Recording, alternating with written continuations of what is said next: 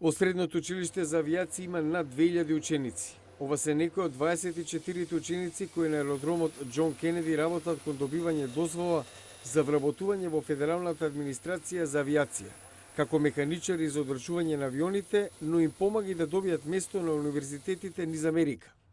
Главниот кампус е во Квинс, Њујорк. Повеќето ученици го почнуваат денот во хангар, учат за функционирањето на авионите, нивниот дизајн, одржување, каде некои од авионите датираат од пред Втората светска војна.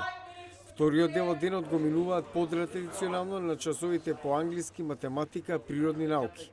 Повеќето од половината од 120 наставници се поранешни ученици на училиштето и речиси сите имаат диплома од Агенцијата за авиација.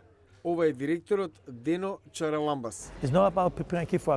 Не ги подготвуваме децата само со еден фокус, ние ги подготвуваме за живот, откако ќе завршат можат да одат секаде. Успехот е видлив. 97% доаѓаат на училиште секој ден. 90% од учениците завршуваат. 85% се запишуваат на универзитет. Едукатори од цел свет доаѓаат овде да го видат моделот.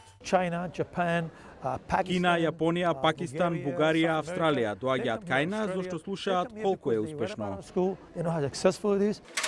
Денот во училиште е долг, 10 часа па и повеќе, но тоа не му пречи никому.